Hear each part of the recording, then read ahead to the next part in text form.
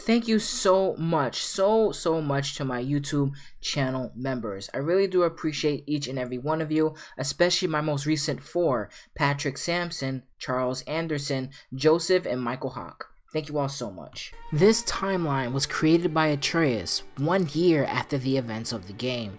Here we will go back in time over 200 years and discover the history of the world up to the moment where Fimbulwinter begins. This is the story of the Aesir, the giants, the Vanir, and all the creatures of the 9 realms. Let's get into the origins of the Norse world.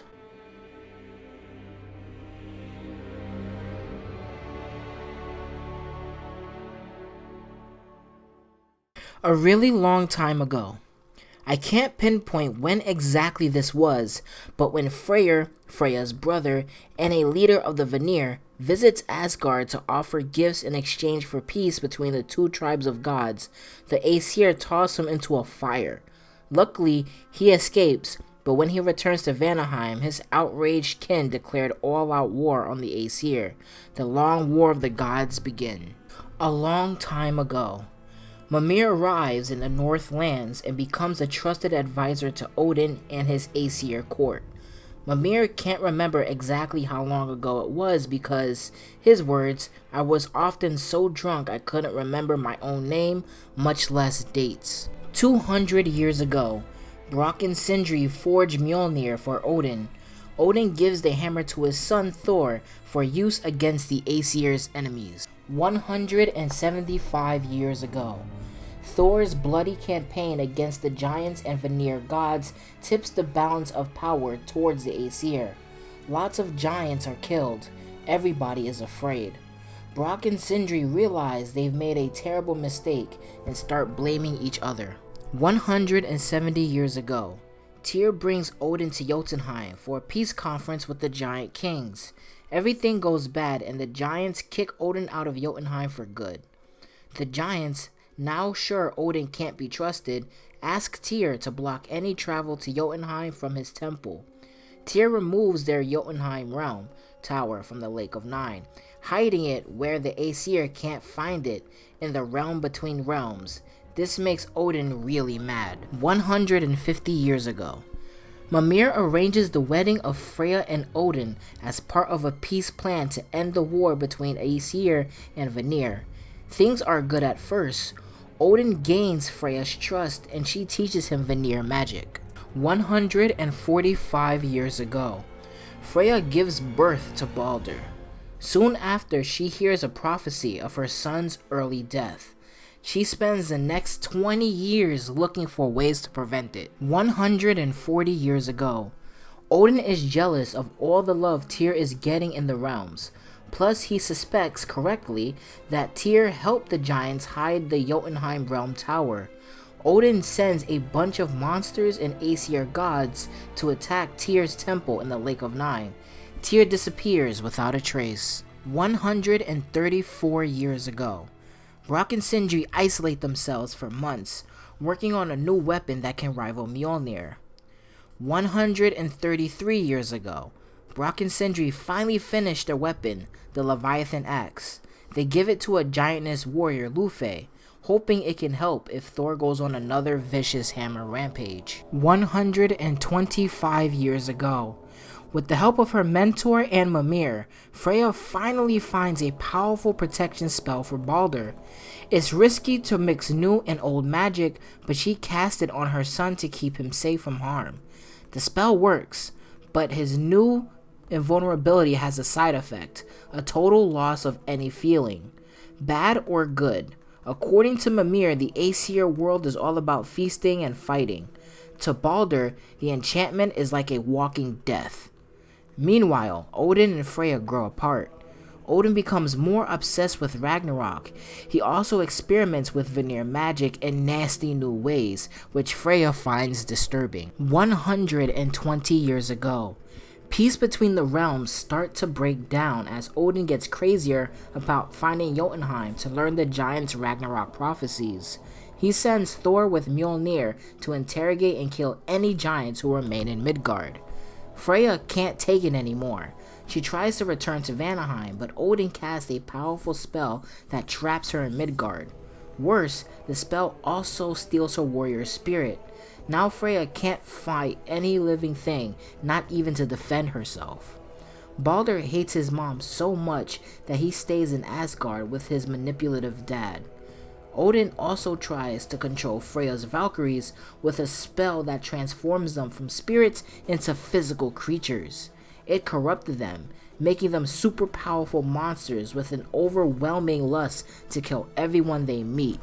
118 years ago, the corrupted Valkyries kill wildly across the realms. Sigrun, who helps up as the new Valkyrie queen after Freya's exile, feels herself slipping into a madness too. Before losing her wits, Sigrun managed to lock the monstrous huck of Valkyrie sisters across all the realms. 115 years ago, Father arrives in the Northlands. For years he lives alone, deep in the woods. He meets many monsters and creatures but avoids people. A long winter freezes the realms, which Odin fears to be Fimbulwinter, the frigid 3-year stretch that is said to precede Ragnarok. 113 years ago, the long winter eventually ends to everyone's relief, but Odin's paranoia gets much worse after this close call. He directs the Aesir to resume their brutal campaign to conquer the realms. As Thor and Mjolnir continue their unstoppable rampage, the giants finally decide to make a full retreat to Jotunheim. 112 years ago, Brock and Sindri keep blaming each other for their past mistakes. After a big fight that nearly destroys their workshop, the brothers finally part ways, vowing never to work together again. 110 years ago, Mimir advises Odin that the only way to stop Ragnarok is to create peace and harmony between all the realms. But Odin is so paranoid that he concludes that Mimir is now in league with the giants. He magically binds his advisor with Yggdrasil, roots to the great tree of the mountain summits in Midgard, facing the only working bridge to Jotunheim. Odin thinks that Mimir must know the special giant rune that can open the bridge, but Mimir truly has no idea what it is. Odin doesn't believe him and tortures Mimir every single day for the next 109 years. Odin gouges out one of Mimir's Bifrost crystal eyes and stashes it in a huge statue of Thor in the Lake of Nine. 89 years ago, Odin creates the Traveler religion to conscript great warriors unknowingly into his search for a path to Jotunheim. 40 years ago, Kratos and Faye first meet in Midgard. Both are warriors by nature, so their instinct is to fight, but amazingly, they yielded as quickly as they started.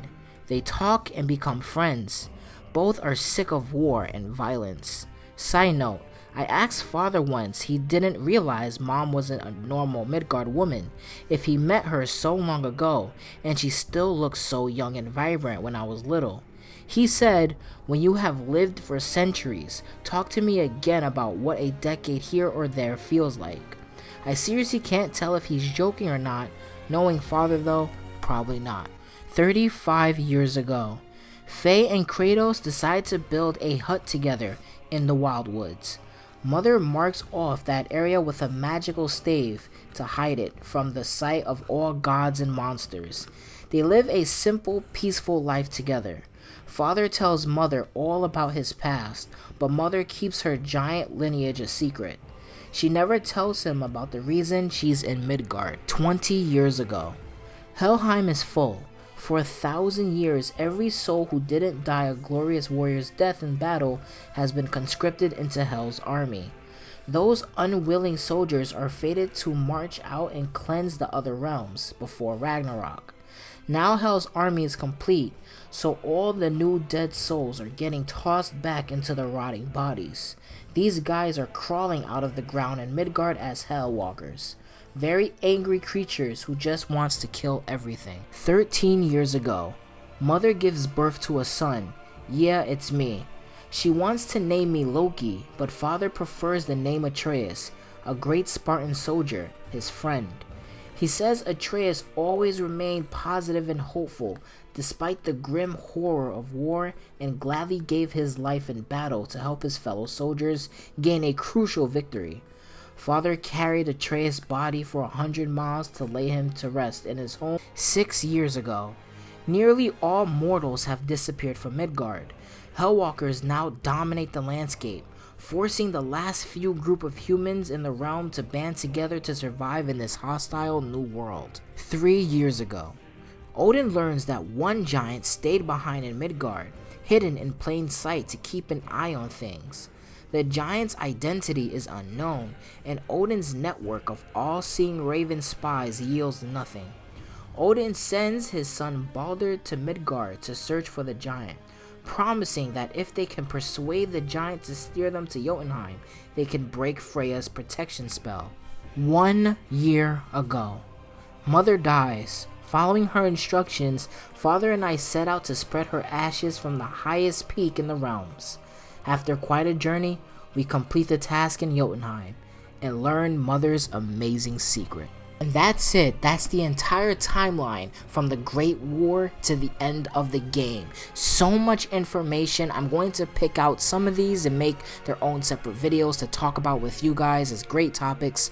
I hope you give this video a like and a subscription if you made it this far. This took a very long time to edit and create and put it in video format. But I'm going to be out of here. Thank you guys for listening. Deuces.